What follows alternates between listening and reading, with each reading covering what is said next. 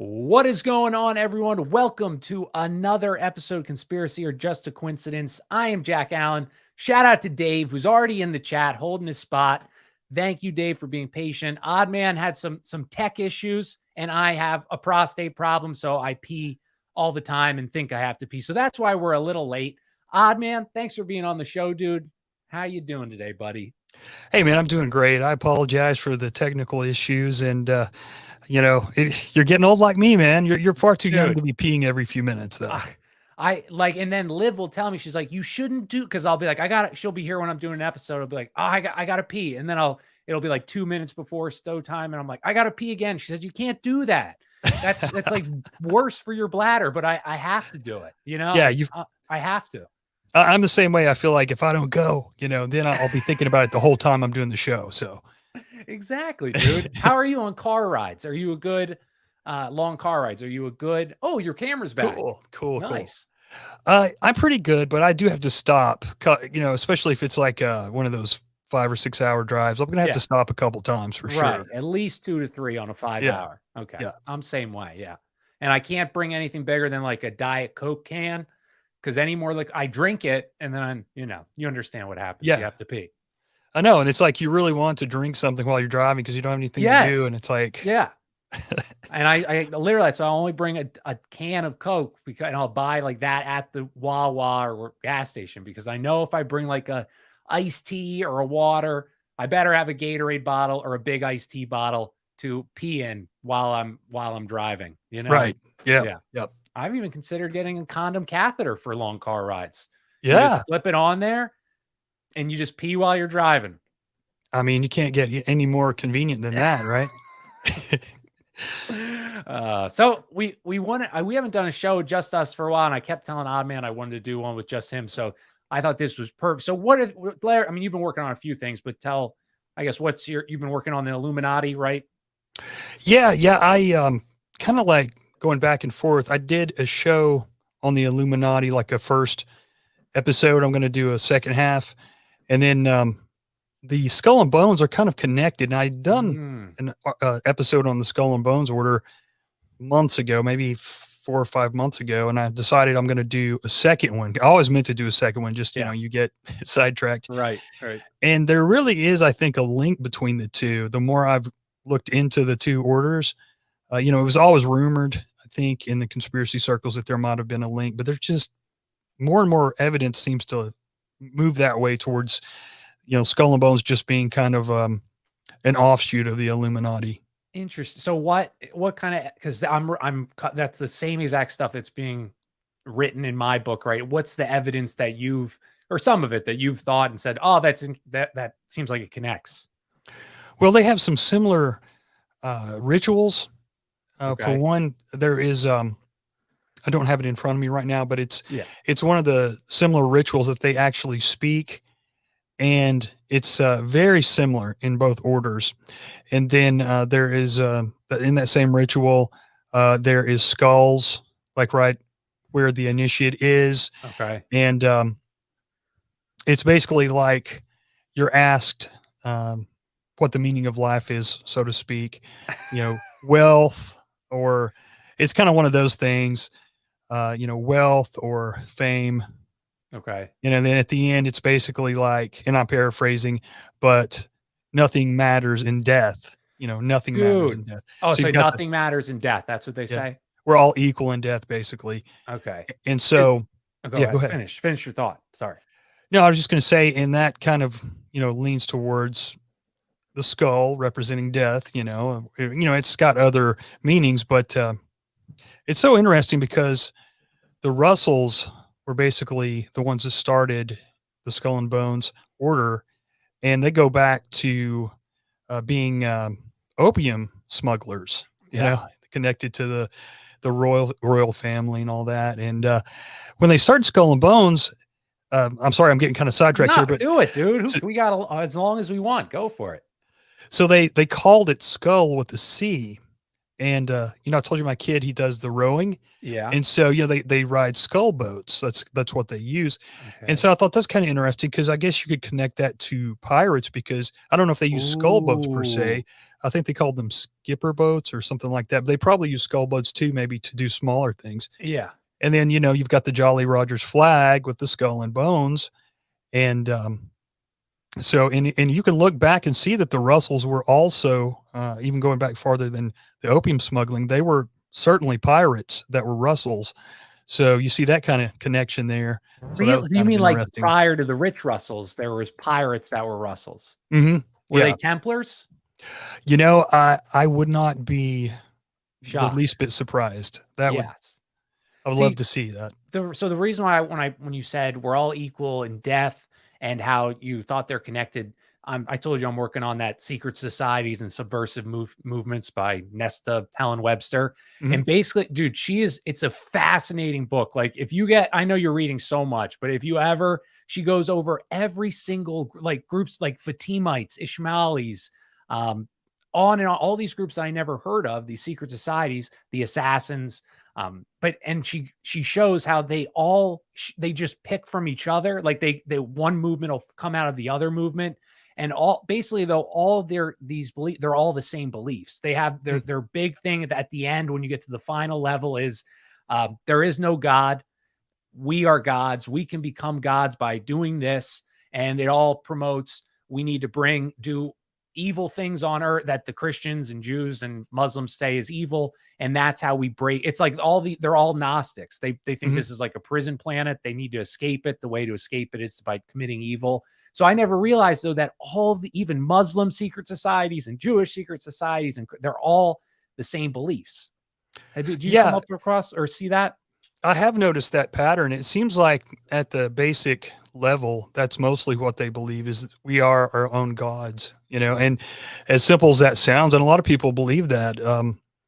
I know that, there was I forget his name, but there is this esoteric podcast and it's a freighter. He does like the Krauta Rapoa type of, masonry. It's like the Egyptian type of masonry. It's supposed to go Ooh. up to like 97 degrees. I think it's like comes from like the Mithra and Mizraim Okay. orders or whatever. Okay.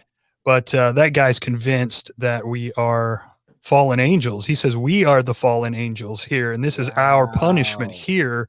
Is the chaos and the tumult and Interesting. all that stuff, which I don't really believe that, but No. you know, Interesting. all those, it's true that they all seem to believe that we are our own gods. And honestly, like the Illuminati, the Bavarian Illuminati, they weren't actually into occult rituals and things like that very much. I mean, they had their rituals, but Adam Weishaupt, he thought that masonry, like the garb and some of the different symbolism, was kind of goofy.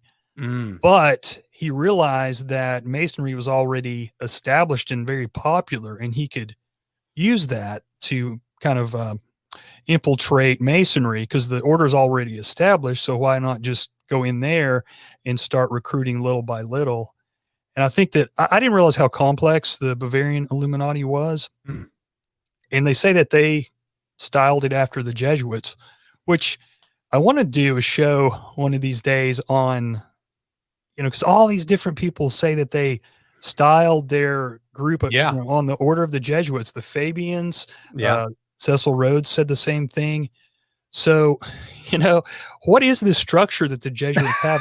The hierarchy. I wonder if there is like an actual book that talks about it, because Yeah. a lot of stuff, we hear is kind of hearsay to a degree. Yeah. There was a Jesuit that worked in this administration or under this king or, this, that, or the other. But it must be a pretty special hierarchy and, the way people want to copy it. Yeah. Well, Tupper Saucy, when he talked about he didn't, wrote Rulers of Evil, great book, but it was all about the Jesuits. But he talks about how the Freemasons, they, like you said, they stole things from the Jesuits or ideas, but they're the weird, like he went over the ceremony of how you get initiated into the high levels. And that it goes something like three people, the initiate, the Black Pope, and someone else. They held up a black statue of the Lady Madonna that you have to pray to. There's a candle, very not like a Christian initiation, like not a, pomp, all the nice church music or whatever. Mhm. It's like this very dark and like secretive thing. And anytime Yeah. there's secrets, obviously it's like, why are you, what are you hiding? What are you doing then? Why are you Yeah. hiding this? Yeah, there's a reason why they're secret, most Yeah. especially in the modern era. If it was like, the group that John talks about, the Council for National Policy, just them being secret, so secretive, tells me Yeah. that there is something going on. And I think, the Order of the Skull and Bones, they don't give out their membership list. And I think any group that's like that, there's something Yeah, shady going on, absolutely. Yeah. And I also wanted to, there's a book I need to check out when you brought up the Russells and the opium. And unfortunately, it's not on Kindle, which sucks, but it's called Opium and Creating the British Empire. But it Oh, goes in, nice. it's all about how that's what built, and so that got me thinking like that built the British Empire, their trade with China, they were recouping all the silver they were spending, getting all their goods. But it made me think like, how many civilizations have been or empires had been built on narcotics? I mean, America, we have kept our economy afloat with the sale of narcotic. If you are of the part or the theory that the CIA is controlling this drug trade, but I was starting to think like, how many is there other empires that were built through drugs? But I don't know. Definitely I would say the British Empire, the modern British Empire, because of the British East India Company and the Yeah. opium smuggling. That one's kind of out there. There's another book that's supposed to be good called Dope Inc. That's Oh, supposed to I be saw all that. about. Yeah. Yeah, I don't know. I haven't read it though. So, but Yeah. it's really interesting. And like the way the structure is with the Illuminati, they would choose their guys. Their lower levels were called Minervals, and it was based off of Minerva, and the god. I think she's a Greek goddess, Yeah. Minerva, and she's associated with the owl, of course, and she's associated with wisdom, but also war, in defense. They make that stipulation. I think that's funny because you see the big owl at Bohemian Grove, Yeah. and Oh, yes. Yes. so you think about war. I guarantee you, many wars have been hatched at Bohemian Grove. I bet you're right, dude. I absolutely think you're right. So, But and oh, go go ahead. ahead. I was going to ask you. So, I also learned that because you said Bavarian Illuminati, and whenever we say Illuminati, everyone thinks obviously of the Bavarian Illuminati. But I'm on this chapter, so I can't add any new info. But there's a French Illuminati. Did you know that? I have read. I've just got this book over the weekend. I've had it in my PDFs for a long time. I just stumbled upon it. It's called Light Bringers of Darkness. And man, this book is blowing my mind. It was written in like 1925. That means And it's good, dude. That yes, means it's legit. yes, Yeah. exactly. Yeah. And they keep referencing these older books from like Oh late man. 1800s, early 1900s. And I mean, it's just blowing my mind. It's almost so much information that I'm going to have to like probably read it twice. Right. But they talk about how, there was the Bavarian Illuminati, but they were connected to the French Illuminati. And, they make these comparisons that they seem very similar. And a lot of these guys ran in the same circles, had some of the Mhm. same friends, Yeah. had the same interests. So it's not a far fetched idea at all. Well, and again, I'm going to keep reverting back to this book I'm reading, but she shows like how and she wrote this book. She was born in 1876. So she died in 1950. So I've been saying she wrote the book around the 1920s, but again, it's like all of these, they grow out, like I just said, they grow out of each other. Like when one gets too, like for the example, there was this group called the Ishmaelis, and the Ishmaelis, they're a Muslim sect. This guy, he goes to Cairo to their Grand Lodge there. He gets trained all up. He starts recruiting all these Shia Muslims, and he puts on that he is like a ultimate Shia, or Shiite or Sunni and Shiite. A Sunni, I think it was a Sunni. I don't know. I'm messing it up, but whatever he was the one that followed Muhammad's bloodline to who they worship. And so the Ishmaelis get caught. He wants his daughter or son to be the next in line to be worshipped. And eventually, though, when you get to the highest levels of his secret society, he doesn't even believe in God. It's all fake. He says, I'm the expert. I'm who you should listen to. But then a guy from his group, he has a falling out or whatever, and he goes and starts the assassins. So it's like and he does the same thing. He lowers it back to 6 degrees because it was like 9 or something. but again, the last level is God doesn't exist, and you need to do all this evil. You need to, if you want to prosper or whatever. And that's how you create. So it's just, they're all, they're definitely not battling each other I think they're maybe their leader are because they're jealous or narcissistic, but their beliefs definitely coincide with each other. Yeah, and that's what this book is. The book I just mentioned, Lightbringers of Darkness. That's the whole premise of the book, is that all kinds of groups are connected. And I'm only just maybe 30 pages in, but it's really starting to make sense to me. I mean, I've always realized that they seem to have had a lot of similar beliefs, Yeah.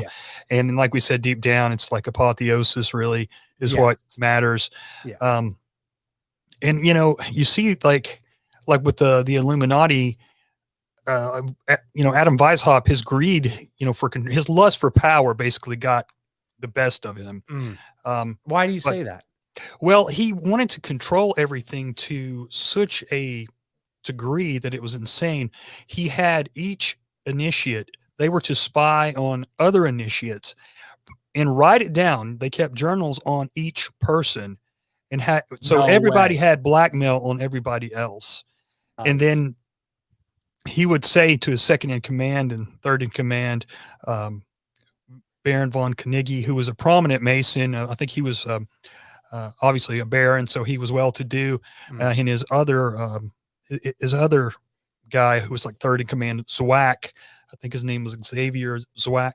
But anyway, he was a prominent lawyer. And these guys, there was only like a few guys who really knew what was going on. Interesting. And they were pretty open about hiding everything from the lower level initiates.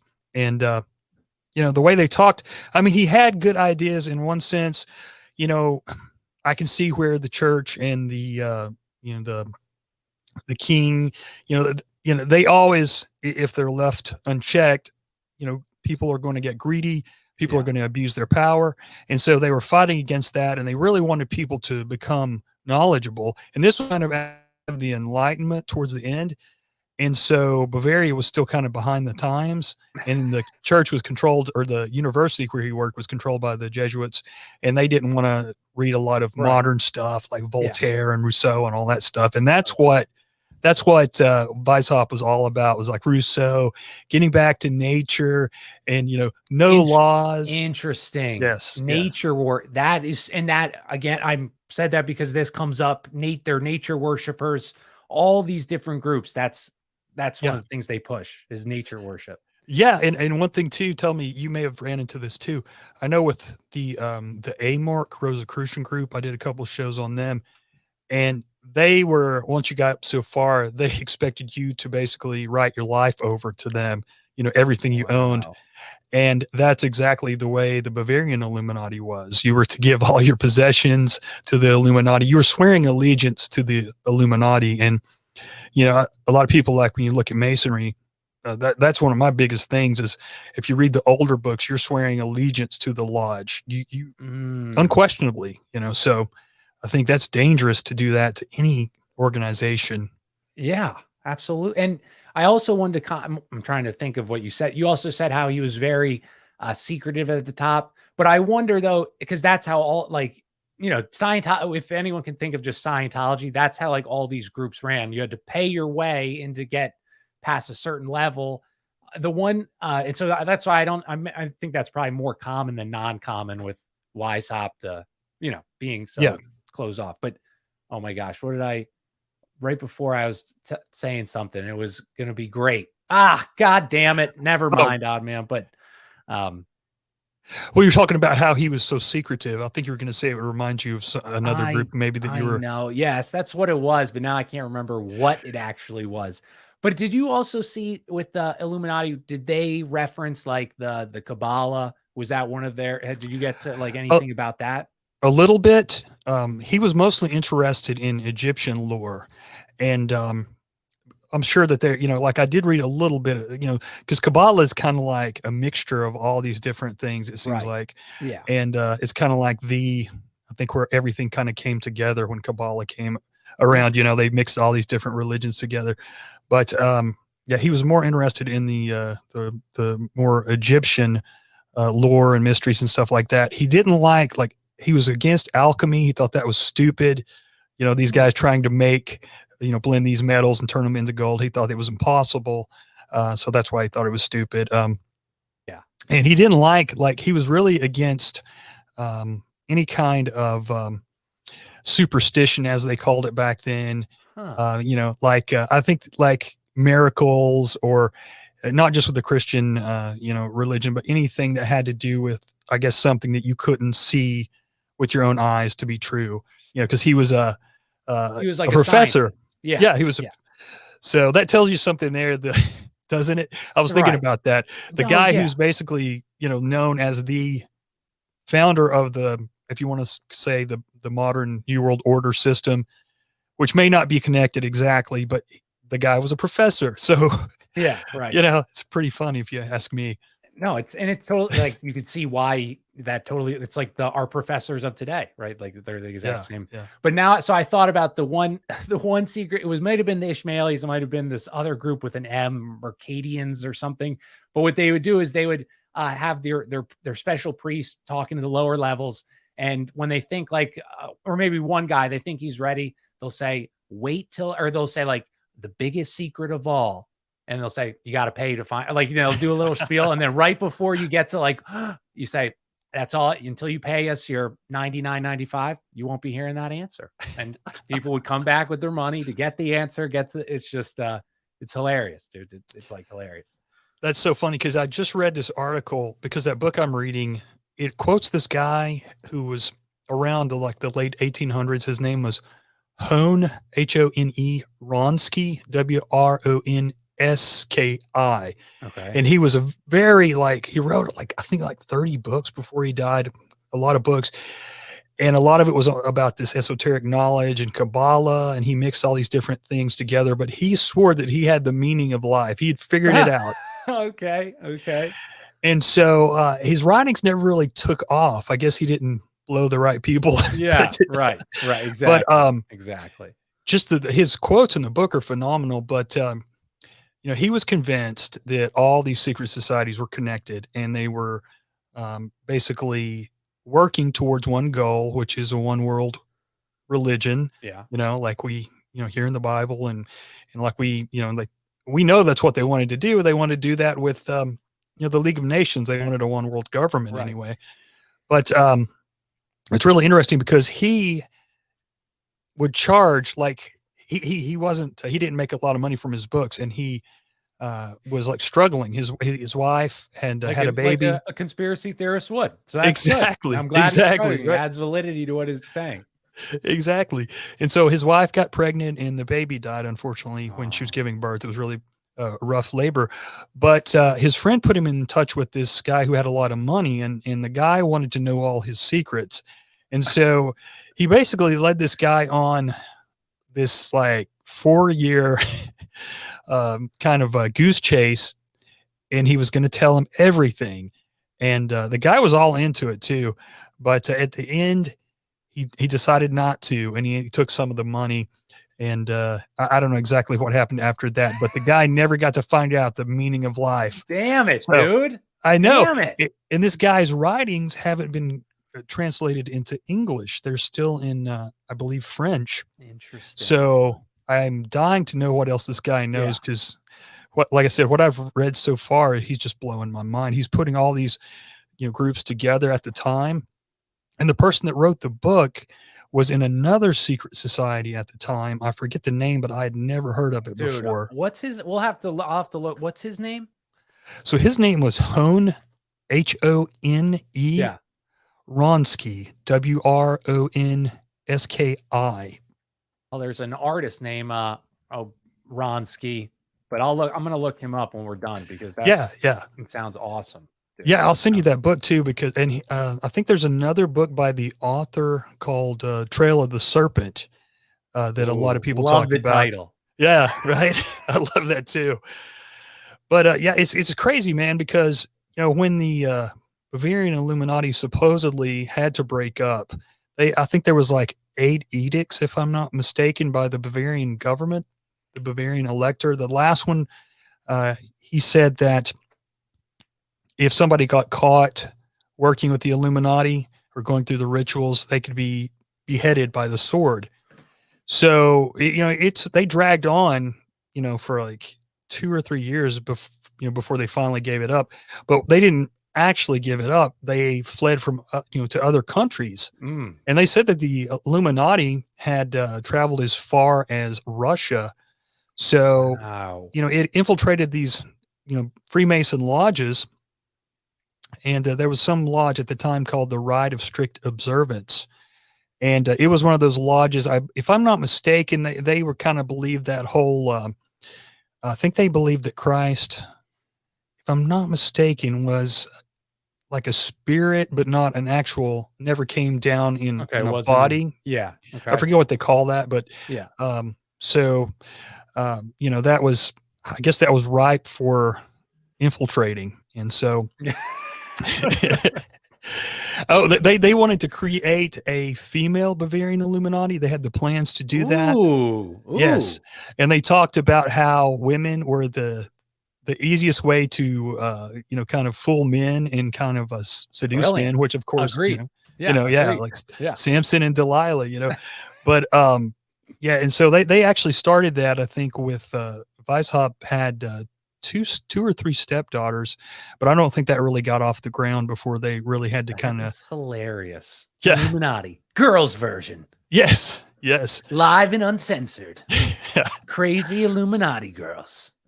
Yeah, and the thing is too that surprised me about it is it was a lot of well-to-do people. They had lawyers, they had priests, they had government officials of all kinds, they had some royalty. So it was people who had means, had influence, and when some of these guys had to flee, they just went to other countries. And what they ended up doing, instead of calling it the Illuminati, they formed all these book clubs, these exclusive book clubs, right?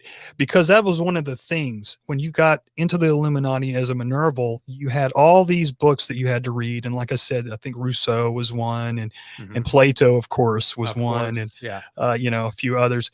And I think you can actually go and see the book list of what all they recommended, but I don't have it in front of me right now. But so they started these book clubs.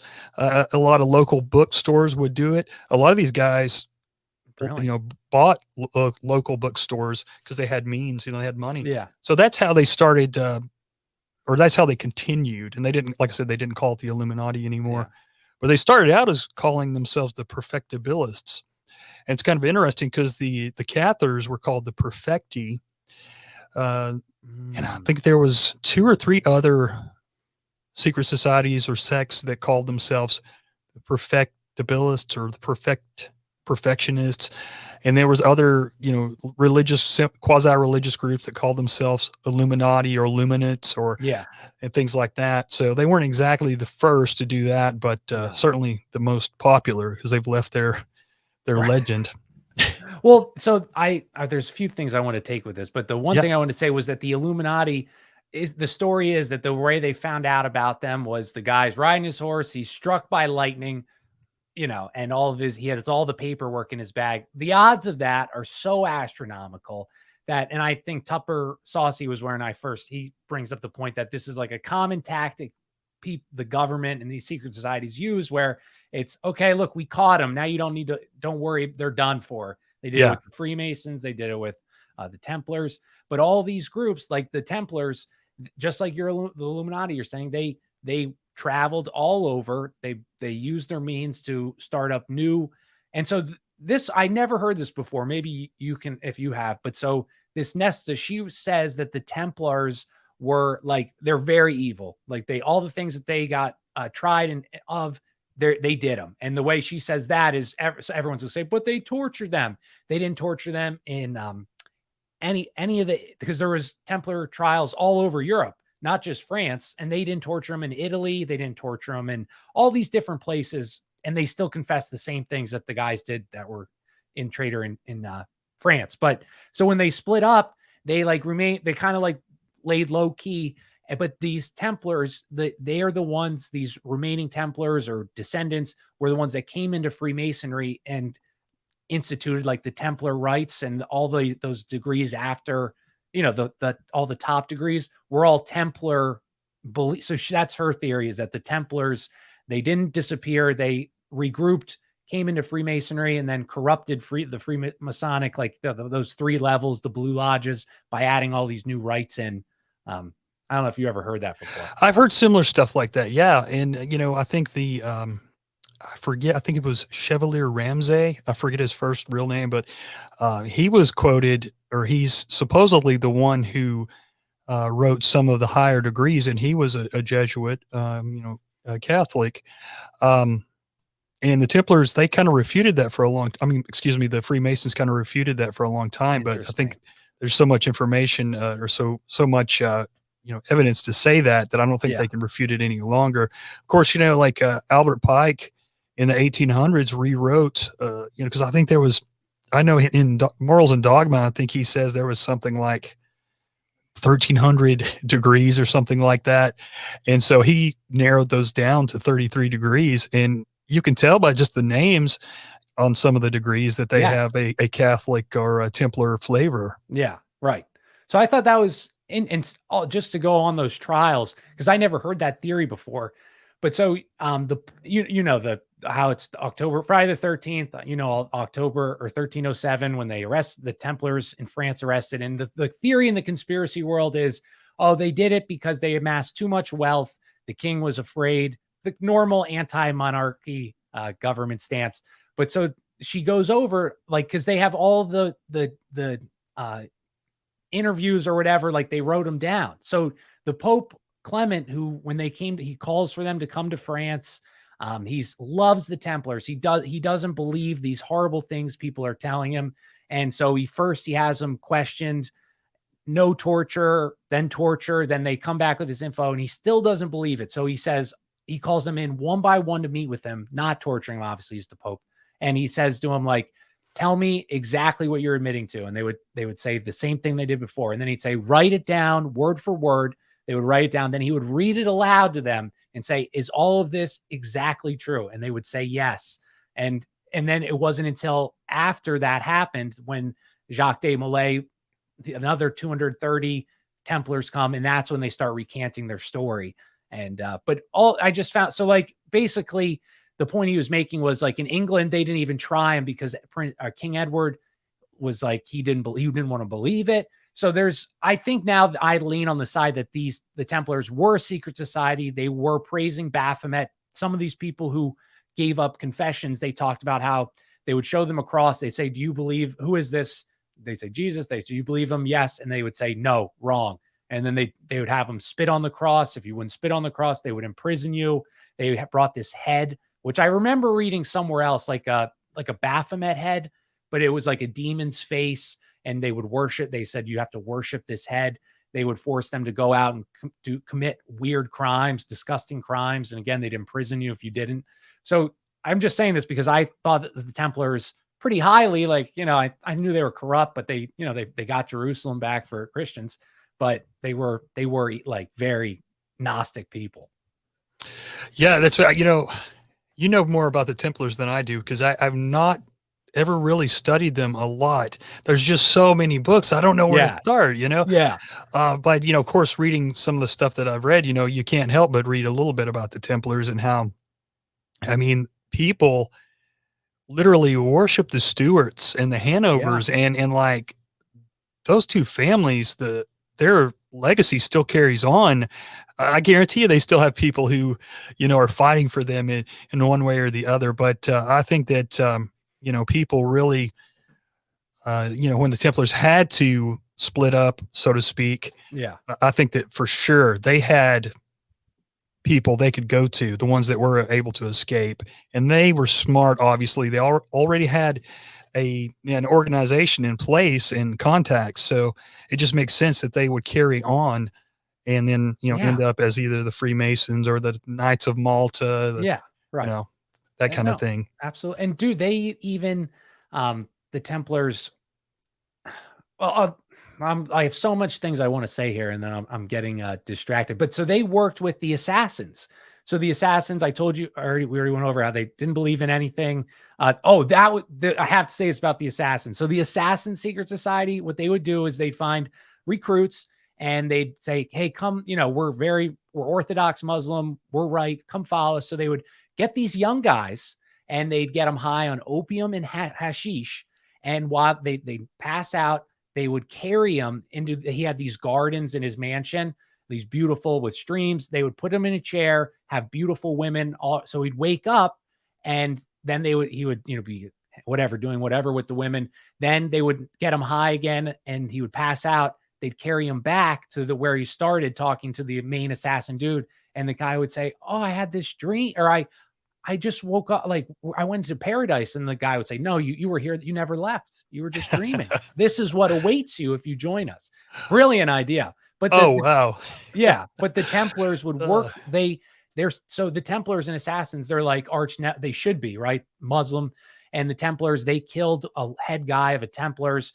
They were required to pay 12,000 florins every year to the Templars for retribution. And eventually they send an ambassador from the assassins to say, hey, could we forgo these payments if we say we're going to convert to Christianity, which the assassins, that would mean nothing to because they believe in no God. But the Templars say, okay, that's fine. And there's a saying to drink like a Templar, and they would drink so much they killed the assassin ambassador. So obviously this deal fell through. So they are supposed to hate each other because you're killing but they're exchanging information constantly. They're worshiping the same thing.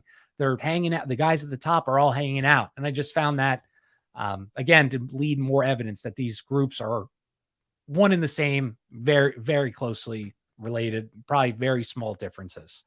It's like the Democrats and Republicans, right? Exactly, At the top. Dude. Right? Isn't it though? It's the classic thesis versus antithesis.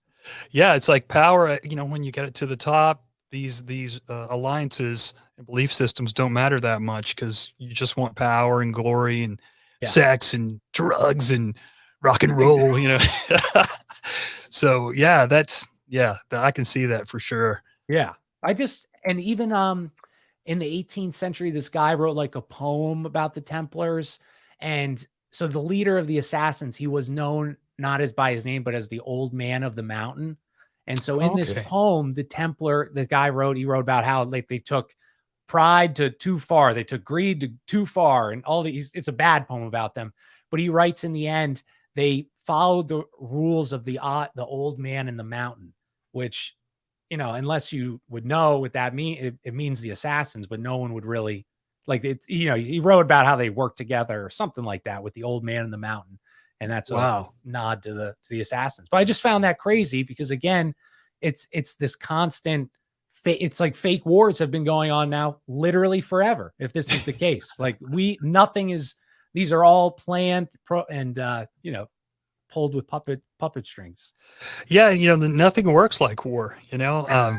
It moves people. If the citizens, you can arouse the citizens, give them an enemy, and they'll be scared, but they'll also want to fight. And so, it's the easiest thing. And then, of course, like in the modern day, it brings in so much money that's just disgusting. I mean, obviously, that's why they do it for the most part. But yeah, not much has changed, No, nothing has changed. And another thing, I've always heard that like the Illuminati connection they were like the first communists, but there really were a lot of connections because, in a way, a lot of this idealistic belief, system type things, like where we can all just live in nature and there'll be no laws and, you can have sex with who you want. You don't need to get married and, just all these things that nobody, owns anything. It's everyone's, none of this stuff would work in real life for very long, it just never has because it's against nature, even though they try to say it is natural.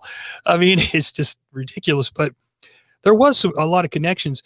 And one of the things I thought was interesting was during the rituals, everything was red. Like they had all this red, symbolism and carpets and curtains and different things. And it was all red. And I thought that's kind of interesting because that does lead to, the communists and red is kind of like. I literally didn't make that connection. Oh my God. Yeah, Yeah, isn't that wild? that is weird.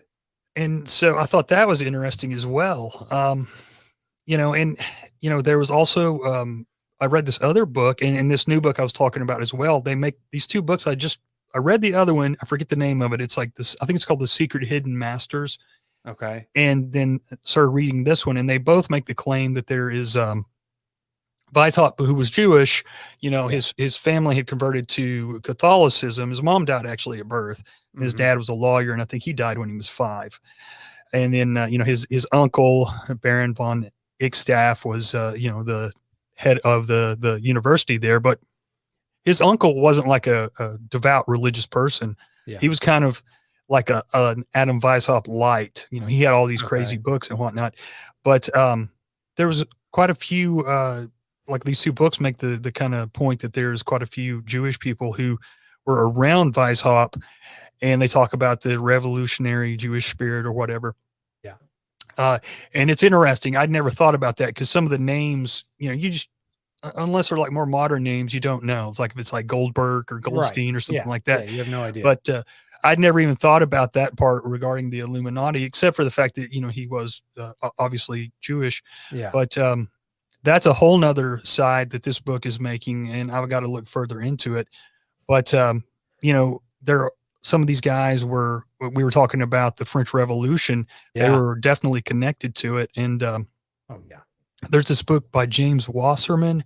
I'm forgetting the name of it, but it's about the French Revolution. And that guy he just died a couple of years ago. He was a Rosicrucian, high-level Rosicrucian, had written a bunch of Rosicrucian books. And He wrote a symbolism book for DC, I'm pretty sure. that's right. Yep. Yeah, because we talked about that. Because I couldn't buy it. Yeah. That's right. And Society. I've only read a little bit of this book because it's one of those, I found the PDF and I'm like, I'm going to browse through it because it's got some stuff about the Illuminati. But it seems like he's being pretty bold in that book about how there was a Freemason / Illuminati influence on the French Revolution. Oh, of course, right? Yeah. Yeah. That's great, dude. And one of the things also that this newer book that has led me to that I did not know is the Grand Orient of Freemasonry. They were behind the League of Nations 100%. They made statements, official statements about it, great, and all that. So, what are the odds of that, huh? They kind of pull something together that I've thought for years, because it seems like this universal brotherhood, is connected to world governance and all that stuff. You can't like separate the two. So I can't, well, I want to talk about communism. So let's go, because we'll just do that now.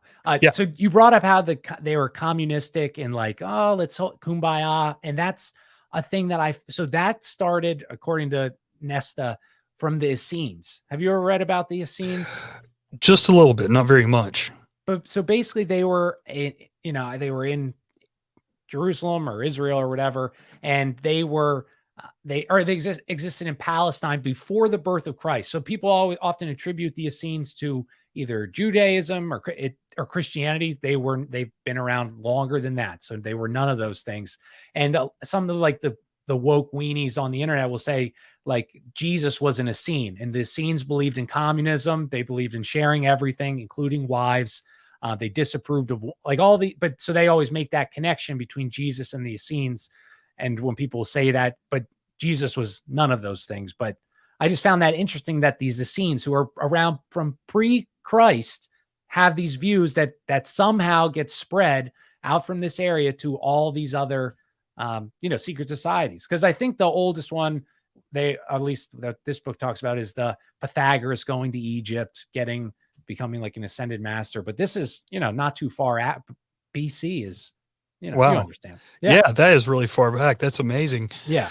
Well, you said ascended masters, and that just reminded me too, is they call in the Illuminati, you had these, I think they're called secret masters. And so these initiates a lot of times would never know who their master was. And so, you would never find out unless you got up to the highest degrees, and there hardly anyone would make it up to I think it was the 9th degree, I think was the highest. So it kind of relates to these secret hidden masters. I think, Crowley would talk about it, and Blavatsky and those kinds of things, even though theirs is more of an occult kind of a thing, where I think Weishaupt's was more of just a structured, these hidden believe. guys Yeah. at the top. Yeah. Although a lot of people try to say that, Weishaupt, this wasn't his idea, that this was bigger than him, that it started I before him. I think that's I think that's totally within the cards.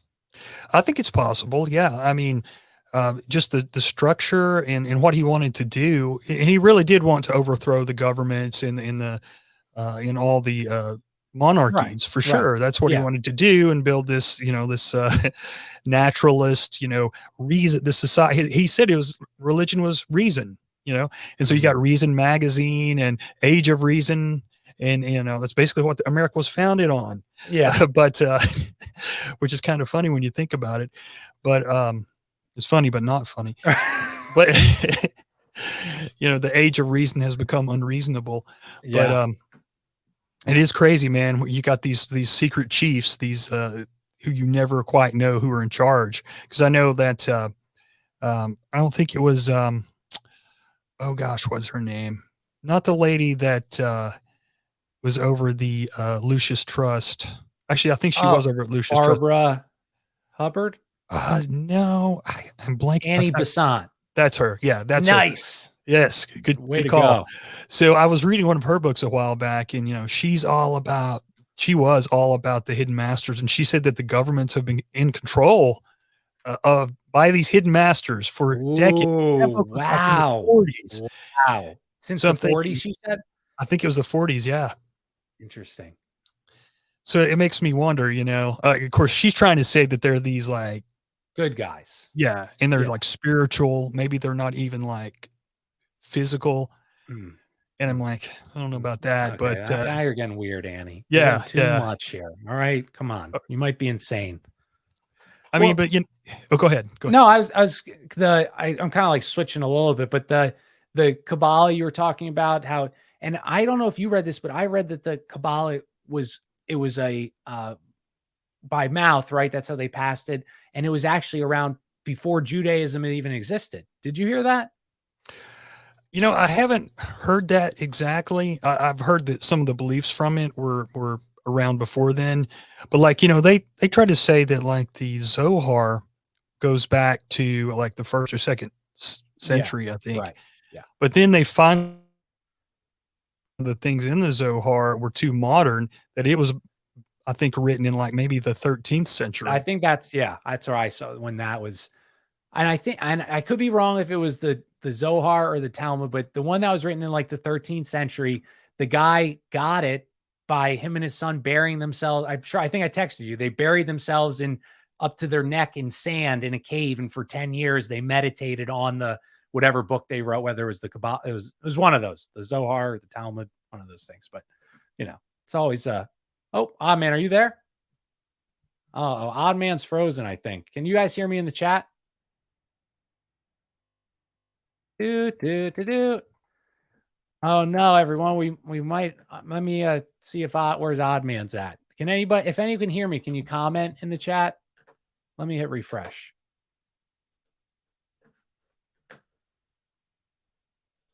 Let's see. Oh, you got all right, phew. So Dave can hear me. So it's just Oddman. Let me just text Oddman so he knows to come back. You're frozen. Come on back whenever. Too close. Well, dude, we had a lot of issues starting too. It was crazy. But I mean, Scott says you're fine. He's not. Well, so while we kill time for Oddman, you maybe listen to my part 1 of Secret Societies and Subversive Movements. And dude, this book is just so fascinating. Like, I am learning so much. But so I recently just did the notes on the Templars, and I know we were talking with Oddman, but I can kill some time with that, because it's just so kind of like elaborate on that point. So they on the trial, the King Philip, that he called them in was because they were poor. Oh, here he is. Look, now you guys just have to wait till I do the show by myself with the Templars. What's up, Oddman? I'm sorry, man. I don't know what happened. Dude, who cares? Who cares, man? We got a fun chat. They don't care. They just we were all wondering. So perfect. What were you saying before your computer froze? Can't remember. I'm not sure. I think Damn it.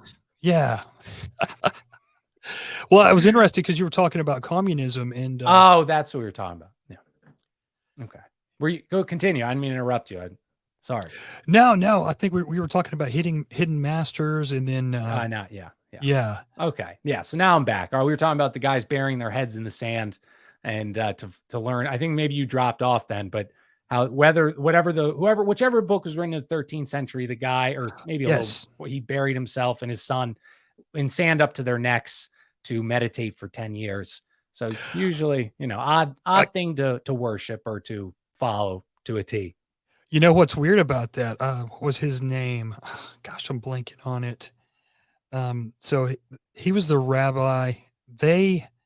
He wrote some in the Talmud, and he was credited with writing the Zohar, and then they found out, years and years, decades and decades later, that he did not write the Zohar, that this other guy, Moses Oh yeah. de Moses. Leon or something like that, actually wrote it and acted like this other guy wrote it. And I'm blanking on his name, but he is held so highly in Orthodox Jewish circles, and even in some of the other Jewish circles, that they have a holiday every year. It's a Lag Omer, I think, or Bay Omer, Lag of Bay Omer, and they go to his grave, and they think they get power from his grave.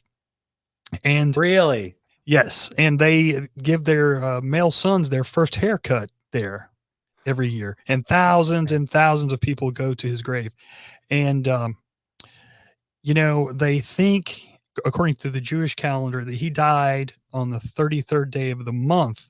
And there's quite a bit of evidence to say that, Wow. because there's, with Freemasonry, there's so much Kabbalah symbolism in Freemasonry. Yes, it's And like all symbolism. yeah, and Albert Pike talks about that a lot, and other Freemasons. But a lot of people think that this guy, and gosh, I'm blanking on his name. I'm embarrassed, but that's where they got the 33rd degree. They say that the day, I think that when he died and was buried, this voice from heaven came, and this like flash of light came, and this voice said something like, "It is he who shook the heavens," or "he who shook the earth," or something like that. It's weird too, because there's this quote in the Bible about the Satan shaking the earth, I believe, shaking the foundations. It's almost the same quote. It's like, are they equating him with Lucifer in a weird way? I don't know, but so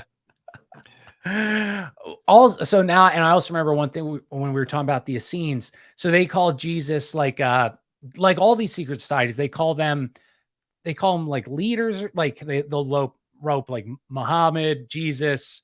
I forget what they call them, but they don't call they are not. And then some go even further and say like they're foul and poop and stuff like that. But the Essenes believe that, and so did other they stole this idea, many others, that God has a secret name.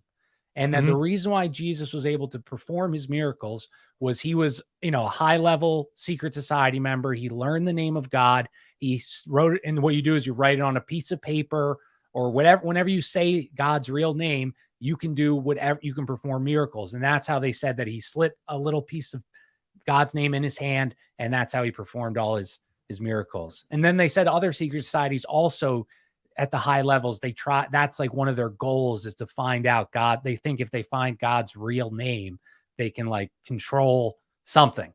Have you ever heard that? That's what Freemasonry is all about, is finding the lost name of God. Ooh, and then I never heard that. Continue. And then they, at one of the levels, I forget which one now, you think that you've been given the name. Okay. And then they tell you in the next level, nope, that's not really it. So hilarious. Yeah. It's like hazing on a fraternity. Right. Yeah. Well, they call them fraternities for a reason, That's true. That's true. That's fascinating, dude. Wow. Yeah. And like when I was doing the second episode on the Skull and Bones, they had from the College of William and Mary. I think that was one of the first colleges. Okay. And so some of these guys that ended up being in Skull and Bones came from the College of William and Mary, and there was a fraternity there. I want to say Phi Beta Kappa, but I could be wrong. I've got my head so jumbled up with all these different things. You don't know Greek letters. You weren't in a fraternity, so you don't know Greek letters. Right, exactly. But so a lot of these guys, or the main few guys who started Skull and Bones came out of that fraternity and were Freemasons. And it says that even I've got a book called Skulls and Keys, and this guy was a member of Scroll and Key, Yeah. and he wrote a huge book on all the Yale fraternities, and he says that they were Freemasons. So pretty Mm. interesting. They all have to be like, I know we keep saying that over and over. They all have to be, because they're just too many similarities that wouldn't make, if these were truly like opposing thoughts, they have the same, they end in the same spot. They all end with this God isn't real. And I know that the Sabbatean Frankists, I did a show on it, and I think so you've heard about them as well. But so when I first heard about them, because David Icke and Robert Seffer write about them, and they say how that whole thing, like the more you have sex or rape your daughter, that's an ultimate evil. You'll help bring down the Antichrist earlier, and we can get out of this prison planet. And I was like, wow, that's definitely the top secret society. Like, no one's that evil, dude. Like, that is evil. But then I keep reading that they all have this belief that like you need to break the spell by committing as much chaos as possible. And then you look at our current world, and it's only gone progressively more and more degenerate and full of sin and just horrible health decisions and things like that. And so I can see, like, if they weren't behind it, well, that's a odd coincidence that this is the way it's going on planet Earth, because yeah, you'd be able to fool me like that these guys, were behind it. Oh yeah, I totally agree. And yeah, that's something I really want to look into, the Frankists more, because I don't know a lot about it, but I think they got the Sabbatean part from another rabbi. Tell me if Yes. I'm wrong. Sabbatean Zevi. Yeah. Yeah. So the Sabbatai Zevi, he was like this false messiah that thousands and thousands of Jews left everything they owned and went to follow this guy. And then He he had ends a up, million followers. it's insane. Yeah. Insane. And he left and joined the Arabs, right? He Yeah. joined the Muslims. Yes. Yes. And I read in a book, this was pro him, it wasn't like Yeah. an anti Zebi book or whatever, but but they were saying that people refused to believe it. A lot of people refused to believe that he turned What his does that back on sound them, like? and they still followed him. And I That think I sounds like mentioned Trump. this. I think I mentioned this on that last show we did with John, and maybe not the last one, but the one before. So I'm looking into this secret society at Yale, and it's called it was originally called Eliezer, and I believe that is the name of a rabbi too that maybe wrote in the Talmud, but they changed the name to Sebtai. And guess what? Cory Booker is one of the founders, and along with the No, rabbi and a few other people, no and way. they're like big in with the government, in Israel, and like they have like heavy hitters, and they're very secretive about what they do. You can see a few videos and whatnot, but they started in like '96. But I just thought that was weird. They decided to change the name to that. And that has to be a wink and a nod to that. It Like, has to be. it has to be. Yeah. And I think that actually is how they say Saturn as well. Sabtai. That's what I read anyway. Dude, now that would be insane if that's true. That I'm would sure be people insane. can correct me. I may be wrong, but I Yeah. did read that. Well, and that's like I said, he had over 1 million followers, and when he converted, it was because he was in, I forget, was he in the Turks, like their area? But whoever made him, they said like he's causing all these issues. Like people are doing there his crazy stuff in the street, like orgies and things like that. And the guy says, "I'm going to cut your head off if you don't convert." And it was what's the mystic Muslim group? The Sun. The What are they called? Sufis. So the Yeah, Sufis. Sufi, I think Sufi Muslim, Sufi, but that's what his people said they followed. He did that, and they tied that like to one of his predictions or promises that like our leader will have. I don't like he somehow tied it into it's part of his coming to be the Messiah story, and it was all preordained or whatever. And then the Frank guy, he was born on the same day as Sevi, I think. He was like 100 years later. He said he was the reincarnation, right? Yes, he did. Yeah, yeah. I don't know much about him, but Jacob I did said, read that. yeah, and he was the one that really pushed it, where he was raping his daughter, killing, like all these just disgusting things that, again, to gain power. So like either these people are so mentally ill, or there's something going on. Oh, I want to show you something. So Yeah. oh, okay. So I bookmarked this. I'm in like full screen right now and I can't figure out how to get out of full screen. Does anyone know what I hit on a Mac to not be full screen? If anyone knows, just let me know. But I'm trying to book. Well, it doesn't matter. I'll send. So basically, there was a video of it was the Royals a long time ago, like 10 years ago. So it's Prince William and Prince Kate, and they're at a huge gala. Everyone's wearing black tie, and in the background on the stage there is a person. They're hung up, and there's a like a demon character over the person, and it's like it slowly kills the human, then the human's hanging like dead and it's eating it and stuff's flying off. And this is at a party, and I'll post it if anyone wants to see it. And nobody seems to care. Nobody's like, wow, it's a little odd to be eating with this performance in front of me, which leads me to believe this is not out of the normal, or this is normal. This is Yeah, a yeah. normal thing that they see at parties or wherever. Like it's literally they're just walking and talking, and behind them there's a literal like demon with long claws biting a person and pretending to rip flesh off and blood and stuff. Insane, Yeah. man. You see Prince Charles, or I guess he's the king now, or I don't know if that's Yes. official, but you see him with Jimmy Savile. There is like dozens or several dozen pictures of him with Jimmy Savile, the pervert who was Right. proven to be a child molester over and Yeah. over and over again. That's just very strange, you know. Yeah. Yeah. Maybe you had 2 or 3 pictures with the guy, but just all these different pictures. It's not right. Dude. Yeah. Here, there's no sound, but so they're walking around. Oh, I'll put it in the sound. There's nothing important. But you see, so anyone listening, again, it's just exactly what I was describing. Like Prince William or whatever and Kate, they're walking at this very fancy gala. In the background, you see it, Oddman. There's a demon on top of the Whoa. on. They're suspended in air. It's a demon-like character with blood in his mouth, ripping pieces of this thing off at a dinner, at a fancy party, at a gala. I mean, that's Jeez. weird as hell, right? That looks like something you'd see at like a Tool concert or Yeah. something. I mean, it just does not look right at all.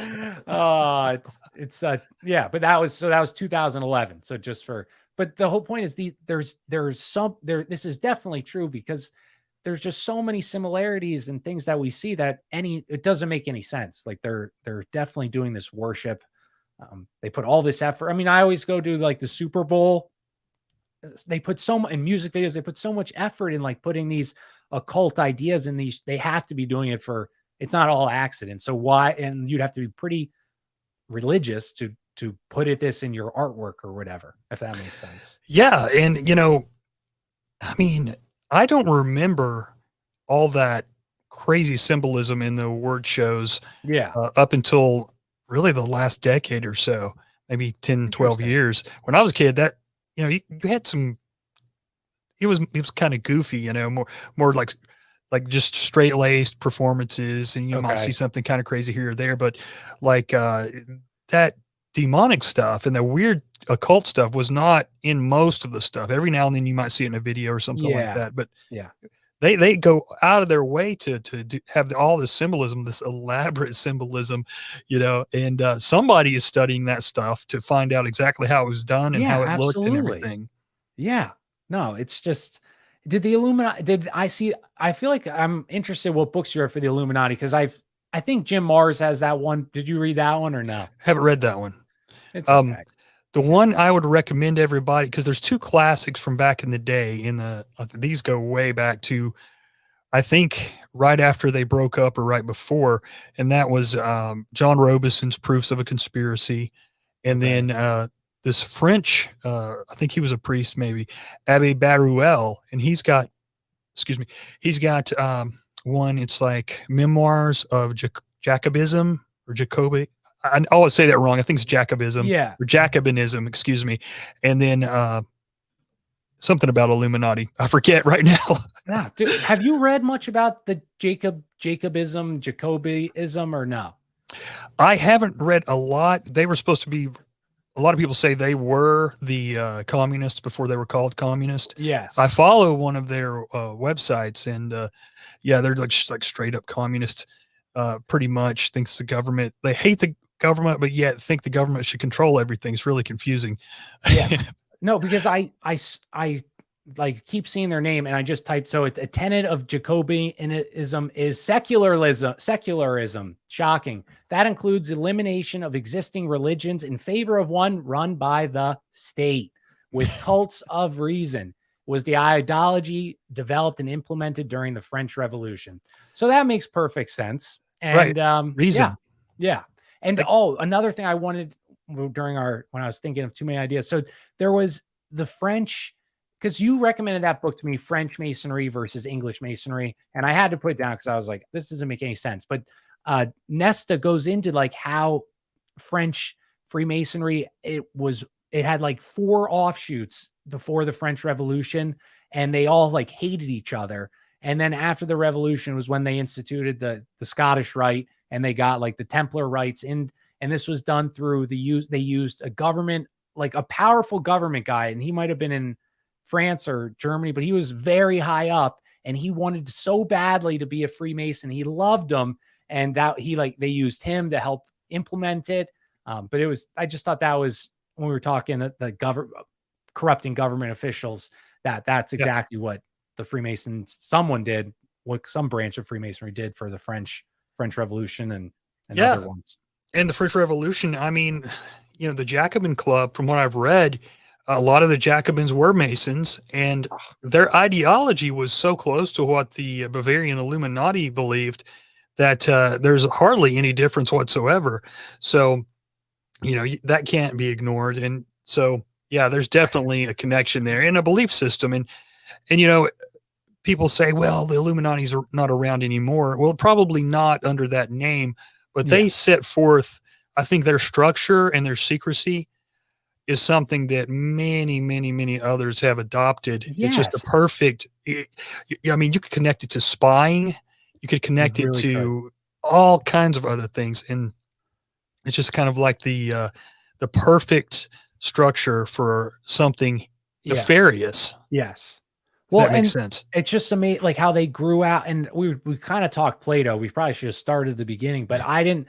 And Pythagoras, like they were secret even then. And like he went there, they pushed, the sacredness of geometry. They taught him that, and he went and traveled to England. Pythagoras then started his own little cult.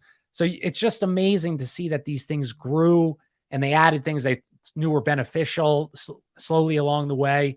And it's also crazy that all these groups, their head figure is also like usually a narcissist. And I wonder, like, is that what you need to have to run a secret society?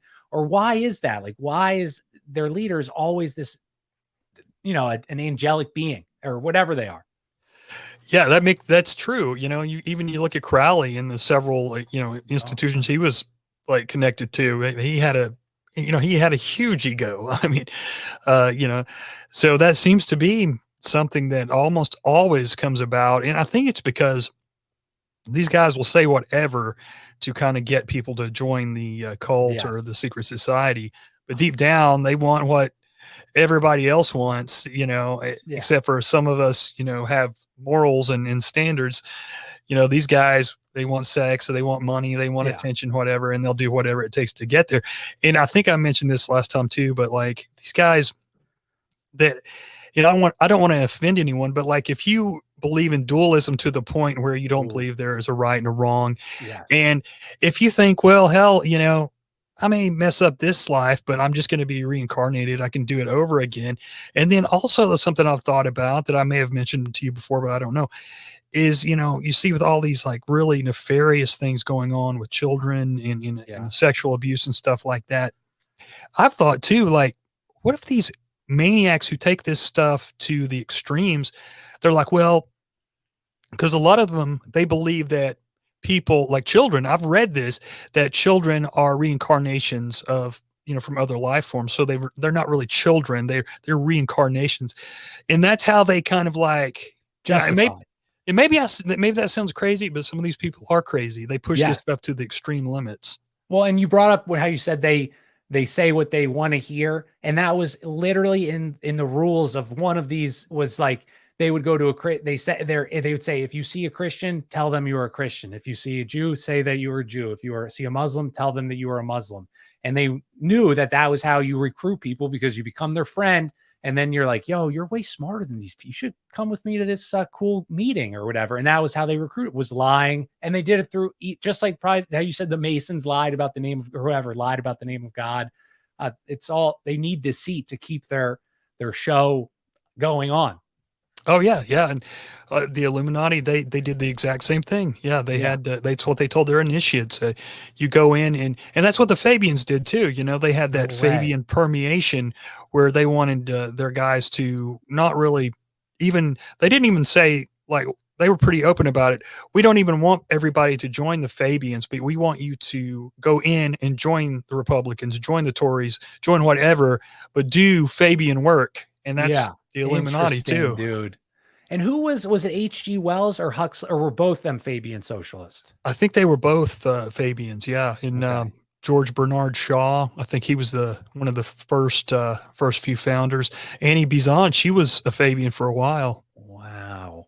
And again, I know we already said this, but to make the connection between secret society and socialism and communism, they go literally hand in hand. And like I said, with the Essenes, they said you needed to share everything, and that grew into all these. That's why we see this big push for communism and probably greed as well.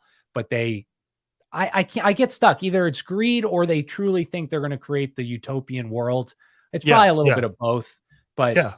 yeah, Yeah, it's crazy, isn't it? Because, you know, I know you're a people watcher too. I mean, you can't help it if you do this and you watch these people on Twitter is like the perfect place. yeah, And you see these people and they make a lot of sense and they don't trust the people in charge and they see the corporatism too. But then on the other hand, they still want to like have this government, like you said, the Jacobins, they want a yeah. religion based on the state. And that's the way a lot of these people are. And it's That's like, it. you know, maybe they think I can't be, I'm not going to be a Republican and the Democrats don't go far enough or whatever. And I don't want to be a libertarian. So I'm going to, ride this one side that's like kind of a liberal, but like, Yeah. yeah, it doesn't make sense to me. I mean, just be yourself. Don't even give yourself a name or a label and just stand up for what's right, but I think a lot of people cannot give up on that dream of having this kind of perfect governance, and it's just Yeah. not going to happen. No, there is no perfect, and someone will say, well, there's no governance would be perfect. Okay. Have And then you, we have would you get gone anywhere with more than 1,000 people in an area? You would know that this will never work because people are idiots. So yeah, I got in a little bit of an argument with the guy the other day, and I was like, man, if you disbanded the government tomorrow, then you would have the Bezos government or the I Rockefeller literally, government. Oddman, just thought of that today. That is so funny. That's uh, because I was going to use it as a dude. That's well, exactly. Yeah. and he said, and I've had other people say this to me too. Well, if they didn't have a government that they could use, they wouldn't be able to have so much power. And that's a pretty good point.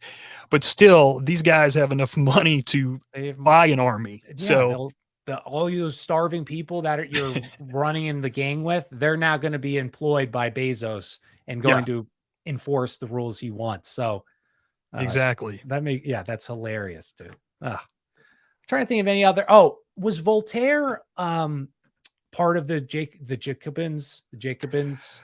I'm not sure. I'm sure he was definitely around at that time in France, and he had a lot of the same beliefs for Right. sure. But I don't know. And a lot of people said he was in the Illuminati, but I've never seen actual proof that he was. But I Yeah. know that Weishaupt looked up to him a Yeah, lot. well, that I don't remember which book. I can't remember which one it was, but they said that the Freemasons or somebody paid for Voltaire to come over to help spice up the propaganda and to get people riled and going. So it's just funny that a lot of our American heroes that we think is like, oh, they helped build America. They helped destroy the new land they created. And someone in the chat, I think Flippy Hambone, said how George Washington uh, liked Voltaire and somebody else and like talked highly of these two evil people. It's just it's Well, sad, dude. it is. I know that I think somebody had sent Thomas Jefferson maybe both of those books I mentioned, the earlier books, Okay. the proofs of conspiracy and the book on the Jacobinism.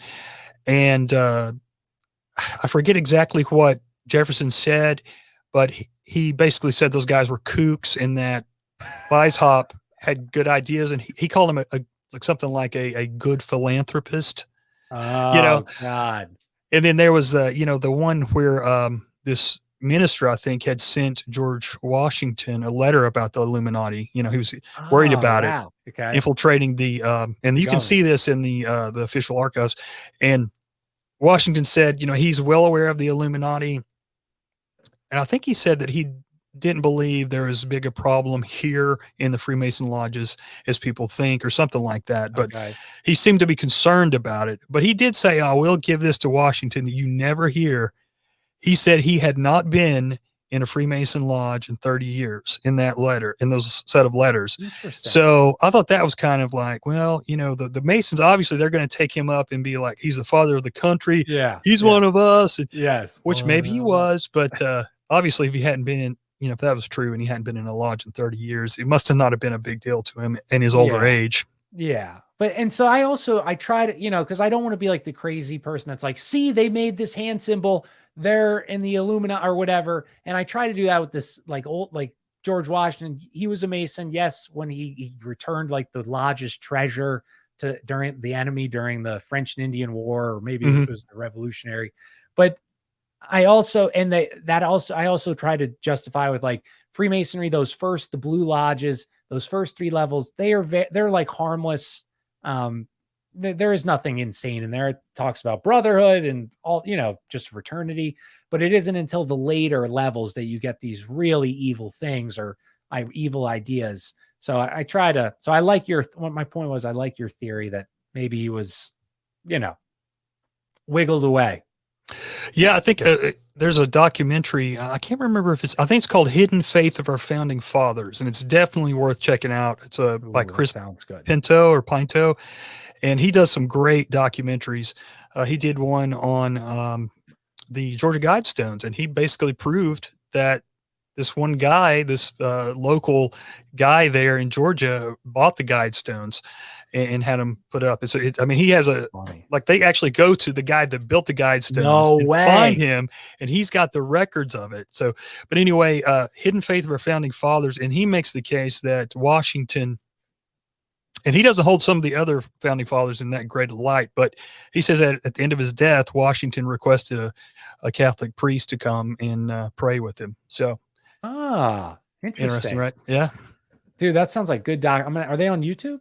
Yes. Yeah. Oh, I'm gonna have to look those up, dude. That sounds awesome. They're really good. He sounds like he belongs in our community. Maybe he is. Maybe he's like a truther. He must be a little bit.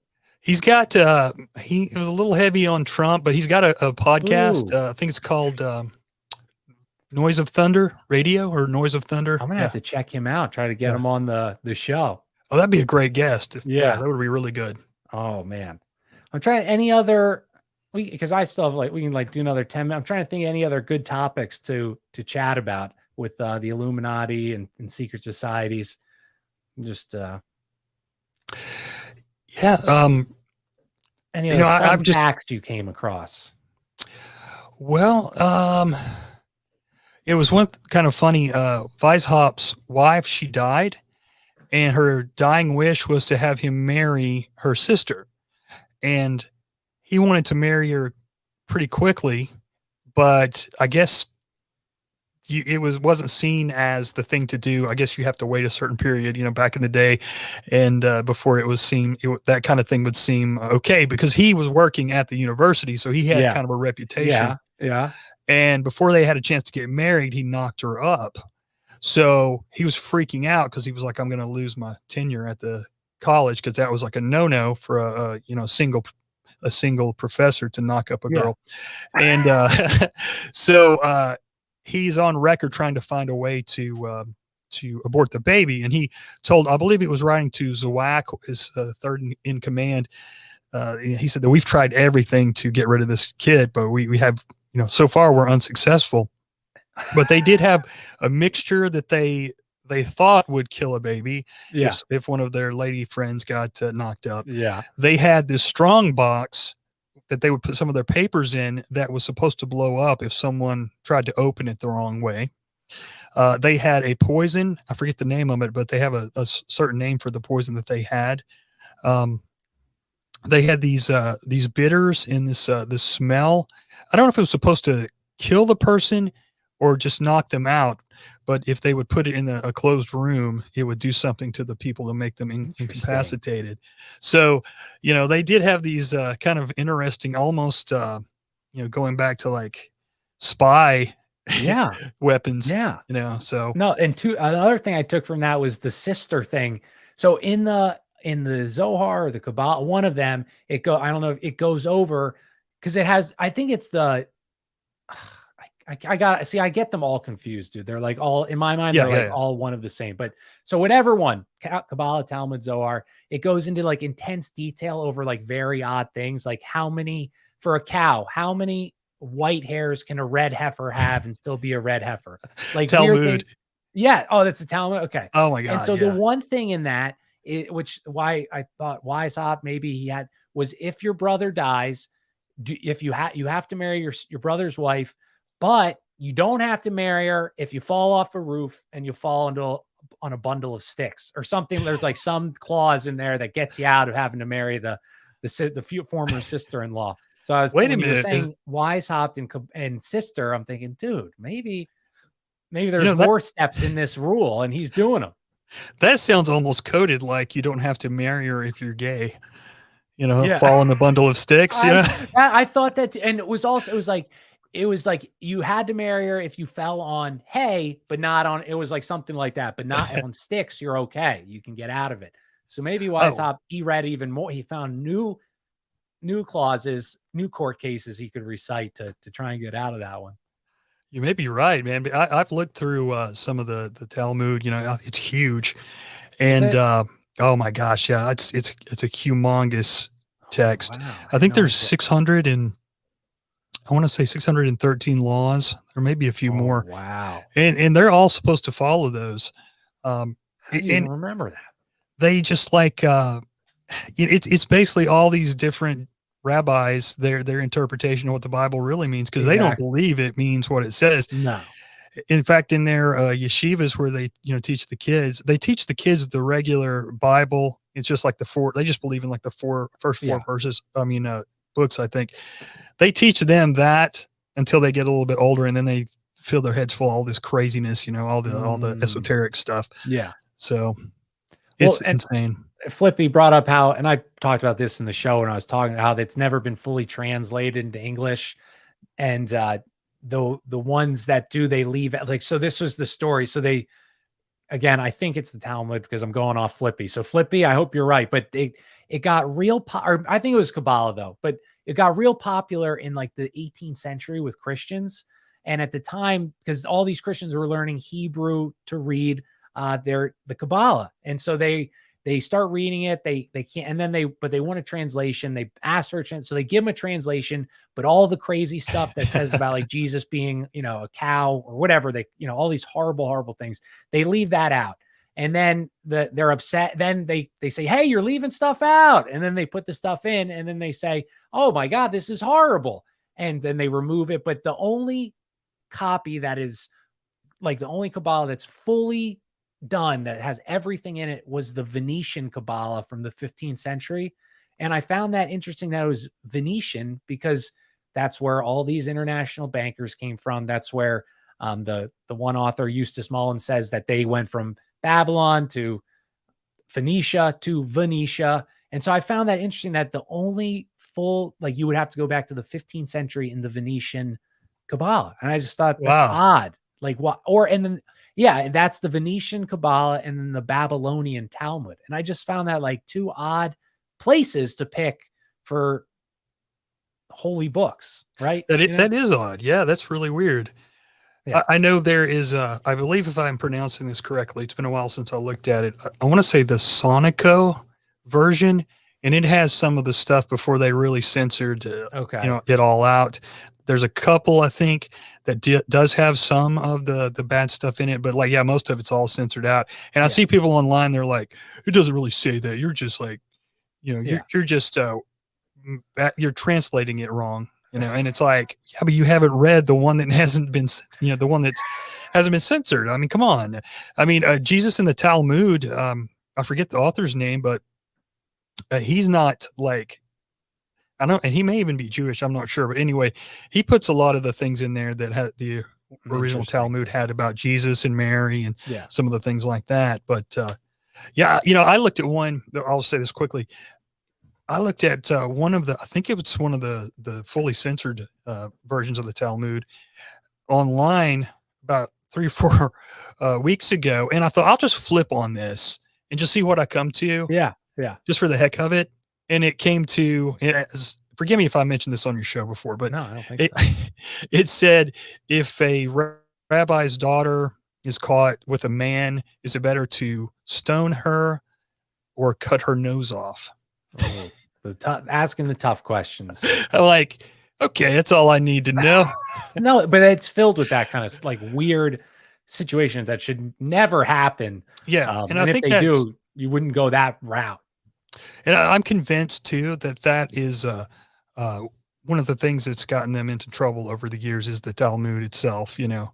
Just you can't go into a foreign land and keep up with these crazy laws. No, You just can't no, do it.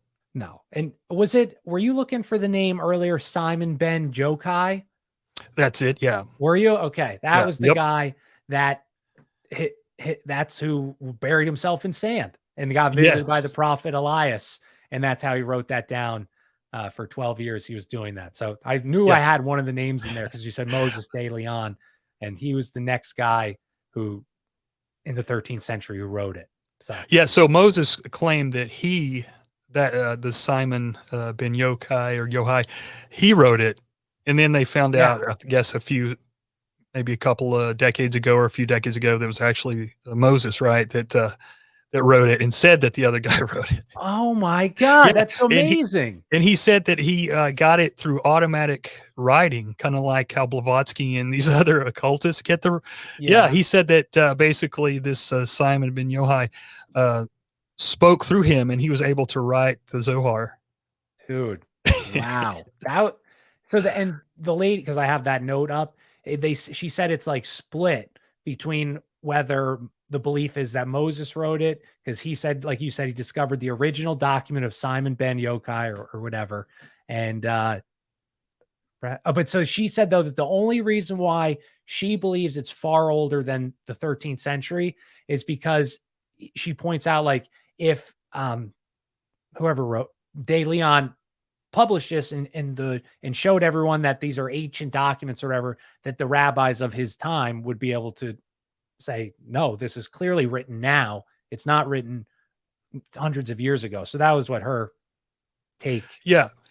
Yeah. Well, I've got a condensed version of it that I've read about halfway through. It's really pretty interesting, just, because a lot of it's just like, they'll just take a Bible verse and then like just totally warp it to where it doesn't even mean nearly what it did before. It's kind of like, are you kidding me? In fact, there's one verse in there. It's saying that whatever translation, when you read the Zohar, whatever you think it means, you're still doing the work of, like, they have this female kind of personality of God, and you're doing her work by just, yeah. just like, so, and that kind of leads back to the occult too, because it's like pretty much even these secret societies, it's what it means to you. There's no rules, right? Mhm. So however you interpret it. Yeah. And that's kind of what that meant to me. I mean, it basically says that. Right. No, I think that's important. Yeah. And so we can end in we'll end in like 2 to 5 minutes here. But so I just wanted to hit on the points again that you talked about dualism. And could you, because we all see we all see this over and over. They're dualists or whatever. What does dualism mean for people again? Well, I may not explain it as eloquently as some people, but I think it kind of means the reconciliation of opposites, like how everything's going to even out in the end.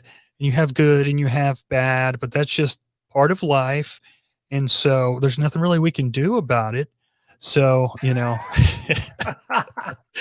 and yang. Yes. And so I think taken to the extremes, that can be very dangerous, you know? I mean, and we see that happening now. So yeah, yeah, we're reconciling these two. Well, what's the backstory? You see that all. What's the context of this person stabbing somebody on the subway? What's the yeah. context? Did he do something that maybe did he say a word? Or so we see that. And then you brought up nature. Mhm. And so all these, and we already said this, but I'm just kind of doing all these secret societies worshipped nature in varying ways, correct? Or most of them. Yeah, yeah. Yeah. Yeah, the most of the ones I've read, yeah, for sure, and, there's so many, things that they have in common, and, like we said too, that the bottom line is basically you are your own god in the end, and that really stands for, I think, whether we're talking about Judaism to Freemasonry to Mhm. the Illuminati, even though they didn't exactly believe in a god, but basically they thought you were in charge and you made your own rules and you could almost become godlike. Um, the different like a Temple of Set, the Rosicrucians, all those that I've read. That's basically what they believe down deep.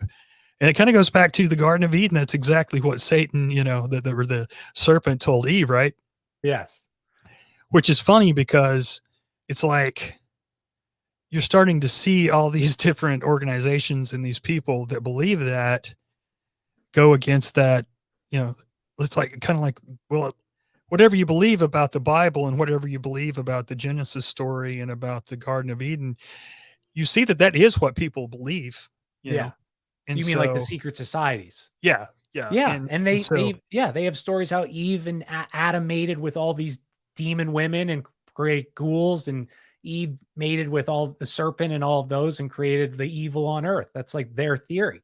So yeah, yeah, yeah, it's very weird that you're right. They're like they pick this as their origin story, but they don't believe the origin story. Or they believe like a different version of the origin story. yeah, yeah. And it's kind of like, a lot of the darker occult, they're trying to do the inverse of Christianity, like the OTO. That's basically their whole stick is doing the Catholic mass, but they do the, I Black don't think they mass. call it the black mass. They call it like the Yeah. gray mass, but it's so similar, they try to do the inverse of what, Right. Right. Christians do. Yeah.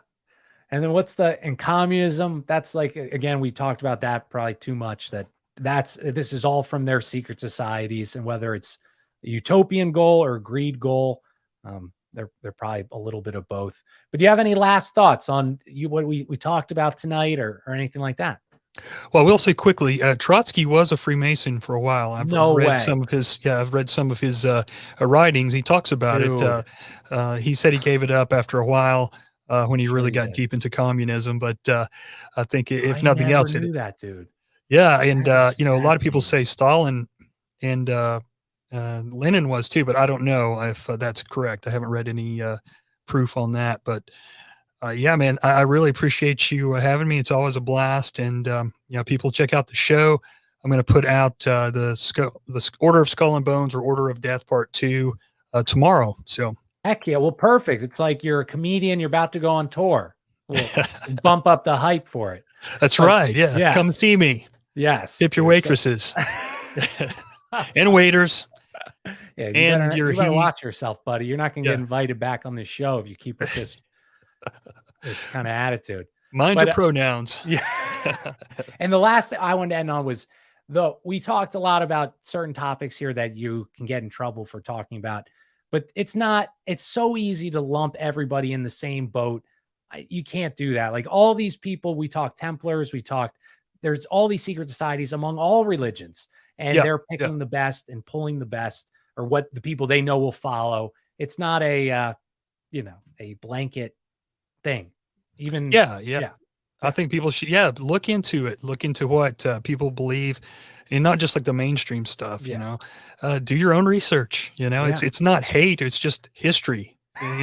Oh, that is a beautiful. It's not hate, it's history. I like it. We'll end on that. So, everyone, I'll be maybe live tomorrow. We'll see. And take care, everybody. Peace.